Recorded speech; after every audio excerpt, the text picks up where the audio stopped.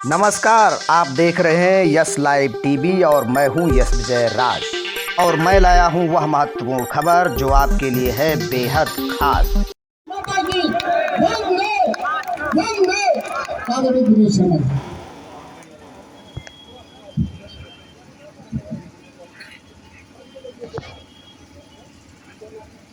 मेरे साथ जोर से बोले और हाथ उठा के बोलिएगा। बड़ा ऐतिहासिक जगह है ये, इसलिए हाथ उठाकर बोलो, बोलो भारत माता की। अभी अच्छा नहीं लगा, यहाँ पर 7 लोग शहीद हुए थे यहाँ इसी स्थान पर। वो ये स्मारक बना हुआ, तो अंग्रेजों तक का तुम्हारी आवाज पहुंचे तो इसे हमारे राम लाल राही हाथ उठाकर बोलते थे ना, तो ये मुक्का बनाओ। ये मुक्का में क्या है? ये अगड़ा पिछड़ा सोचे दलित सब मिल जाओ और मिलके भारत माँ के लाल बन के भी एक साथ मेरे साथ जोर से बोलो, बोलो भारत माता की।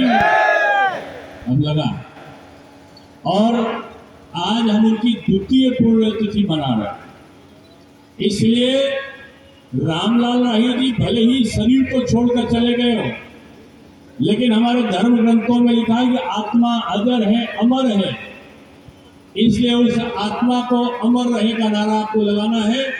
हम कहेंगे रामलाल राही अमर रहे, आप कहेंगे अमर रहे, अमर रहे। रामलाल राही अमर रहे, रामलाल राही अमर रहे, अमर रहे। मंच पर बैठे एक अध्यापक, एक विद्वत पुरुष जिन्होंने रामलाल राही जी के बारे में पुस्तक लिखा है, ऐसे आदरणीय प्रेमानंद दीक्षित जी, इनके सहयोग्य सुपुत्र, ये दोनों राम और लक्ष्मण जी के तरह जो भ्रातृत्व भाव लेकर चलने वाले, ऐसे उत्तर प्रदेश सरकार के सम्मानित मंत्री सुरेश राही जी, रमेश राही जी, और रमेश और सुरेश की भविष्य में छुट्टी करने वाले, इनकी दोनों की धर्म पत्नियां से मंजरी राही जी और निशा राही। बहुत अच्छा बोला इन्होंने, इसलिए कहने लगा कि अब इनका स्थान कहीं ना कहीं भरने वाला। आदरणीय यशस्वी एमएलसी श्री भरत त्रिपाठी जी, मेरे छोटे भाई और यशस्वी विधायक श्री ज्ञान तिवारी जी, यहाँ मिश्र के सम्मानित विधायक आदरणीय श्री रामकृष्ण जी, और जो हमेशा दोहरारा जितने नाम के आगे जुड़ा, ऐसे मेरे अनुज श्री विनोद अवस्थी जी, अत्यंत मेहनती और कर्मठ विधायक श्री ब्रजेश रावत जी, और जिन्होंने अपना डंका मोहाली से लेकर और कई दूर तक का स्थानों पर जमाया है, ऐसे विधायक श्री शशांक त्रिवेदी जी, क्षेत्रीय महामंत्री नीरज वर्मा जी, पूनम मिश्रा जी, महाराष्ट्र से यहाँ पर आए श्री रमाशंकर भारती जी, और बहुत कर्मठता के साथ जिन्होंने काम किया है,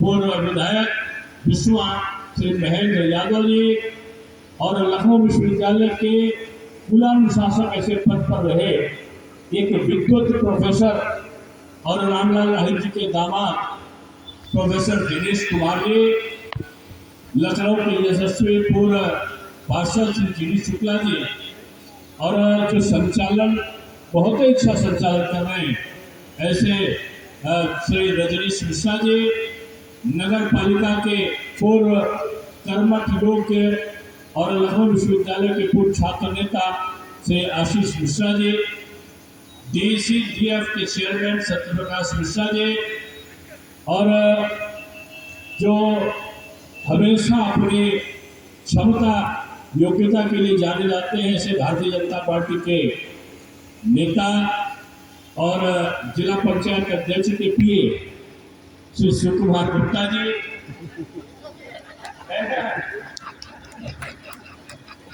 अब ये कह रहे PA क्या मतलब, आप समझे घर का काम इन्हीं के जिम्मे रहता है। पतली जिला पंचायत अध्यक्ष हैं, बहू, अरे बहू है, बहू का तो सेवक होना और भी गड़बड़ है।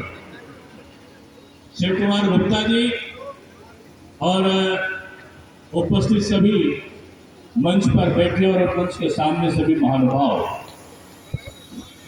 आज इतने बड़ी संख्या में आप सब लोग यहाँ पर सीतापुर में आए हैं।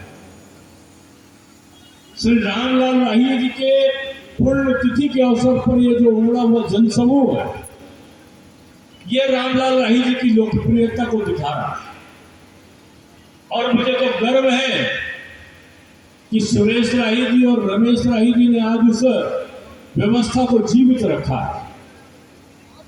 रामलाल राही जी, अभी मैं प्रेमानंद जी से बात कर रहा था, वो बहुत पढ़े लिखे नहीं थे, 8वां पास थे, लेकिन 4-4 बार लोकसभा को जीते थे, 2-2, 3-3 बार विधानसभा को जीते थे।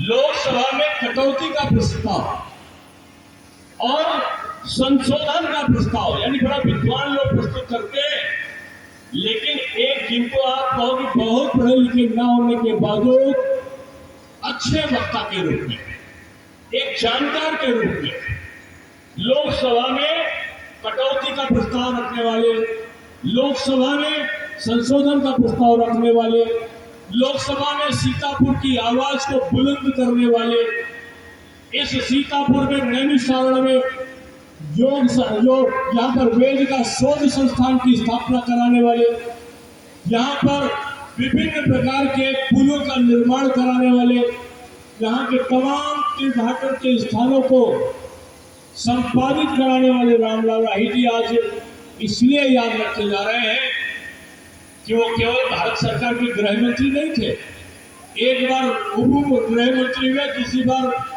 केंद्रीय गृह राज्य मंत्री बने। अपनी योग्यता के कारण, अपनी एक प्रबल इच्छा शक्ति के कारण की जनता की सेवा वो कैसे कर सकते हैं।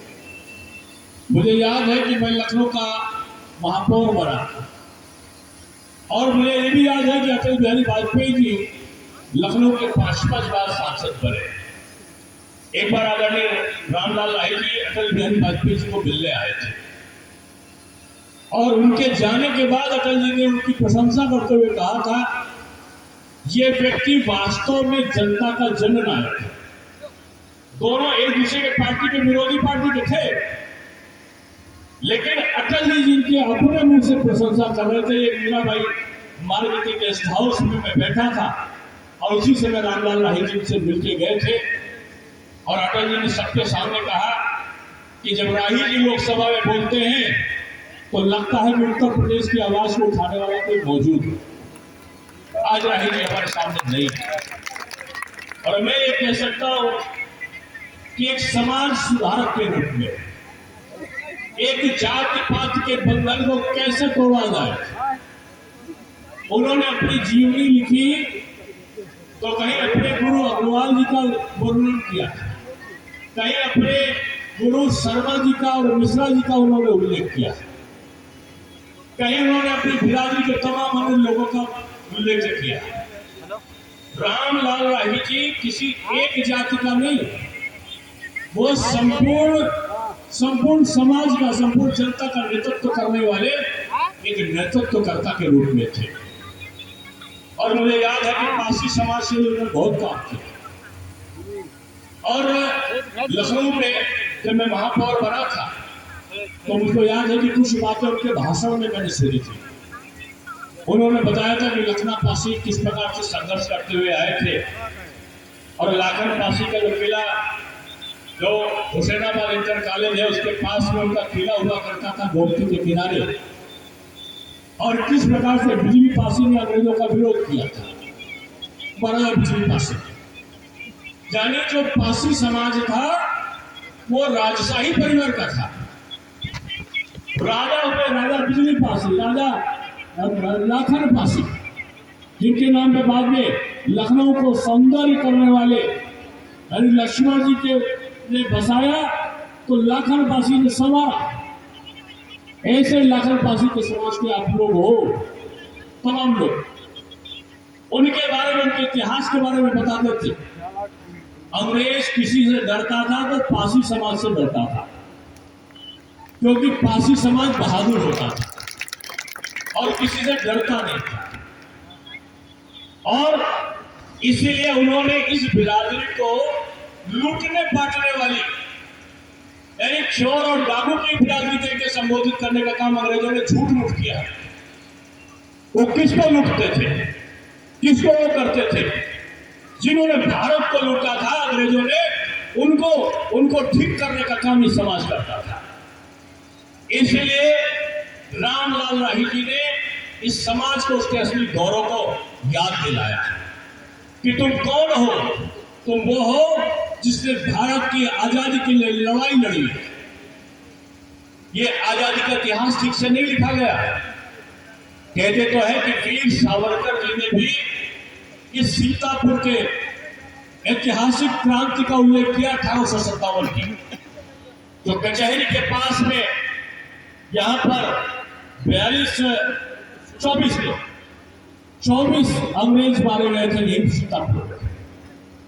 1942 के भारत छोड़ो आंदोलन में इसी जगह भी जो स्मृति स्थल बना है, यहां पर 7 लोग यहां पर मारे गए थे जो हिंदुस्तानी लोग थे, उनको अंग्रेजों ने मारा था।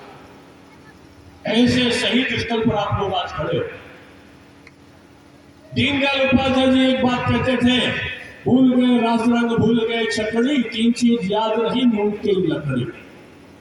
ये नून तेल लकड़ी का जो सिद्धांत है ना, वो बोलते थे कि एक गरीब का उदाहरण देते हुए दीनदयाल उपाध्याय जी ने कहा था कि कुएं में गिरा हुआ एक व्यक्ति कुएं में गिरा है और एक व्यक्ति ऊपर से उसको निकालना चाहता है, तो ऊपर के व्यक्ति को नीचे झुकना होगा और नीचे के व्यक्ति को कुछ ऊपर उठना होगा। दोनों के हाथ मिलेंगे और जमीन पर जब बराबर खड़े होंगे तो यही भारत की असली व्यवस्था का स्वरूप होगा।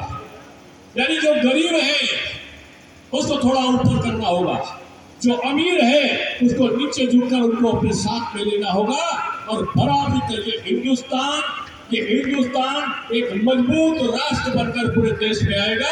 यही बात राही जी अपने भाषणों में कहते थे।